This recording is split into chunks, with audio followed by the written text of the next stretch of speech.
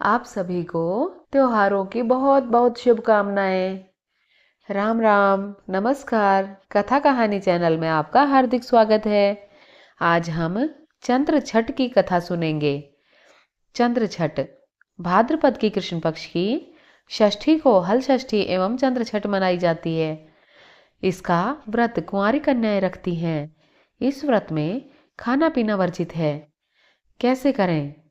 एक पटरे पर जल का कलश रखते हैं। उस पर रोली छिड़क कर 7 टीके काढ़े जाते हैं। एक गिलास में गेहूं रखे जाते हैं एवं ऊपर से इच्छानुसार रुपए रखे जाते हैं। हाथ में गेहूं के 7 दाने लेकर कहानी सुनते हैं। इसके पश्चात चंद्रमा को अर्घ देते हैं। गेहूं तथा रुपए ब्राह्मण को देते हैं। चंद्रमा को अर्घ देने के पश्चात लड़कियां व्रत का पारण करती हैं। चंद्र छठ की कथा। किसी नगर में एक सेठ और सेठानी रहते थे। सेठानी मासिक धर्म के समय भी बर्तनों का स्पर्श करती फिरती थी। कुछ समय पश्चात सेठ और सेठानी की मृत्यु हो गई।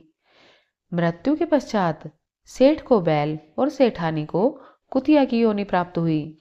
दोनों अपने पुत्र के घर में रखवाली करते थे।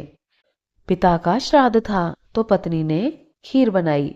वह किसी काम से बाहर गई तो एक चील खीर के बर्तन में सांप डाल गई।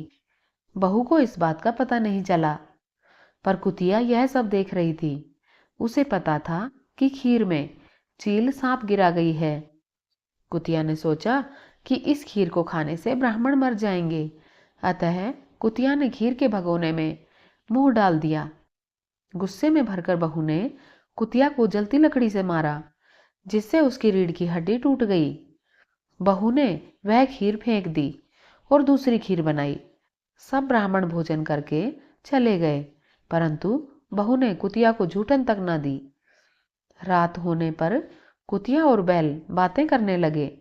कुतिया बोली, आज तो तुम्हारा श्राद्ध था, तुम्हें तो खूब खाने को मिला होगा।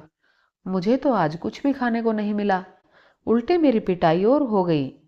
उसने उपरोक्त खीर और सांप वाली बात बैल को बता दी।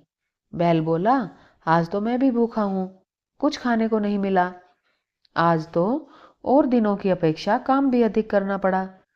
बेटा और बहू बैल तथा कुतिया का वार्तालाप सुन रहे थे। बेटे ने पंडितों को बुलाकर पूछा कि उसके माता पिता किस योनि में हैं। पंडितों ने बताया कि माता कुतिया की योनि में है और बाप बैल की योनि में, तुम्हारे ही घर में है।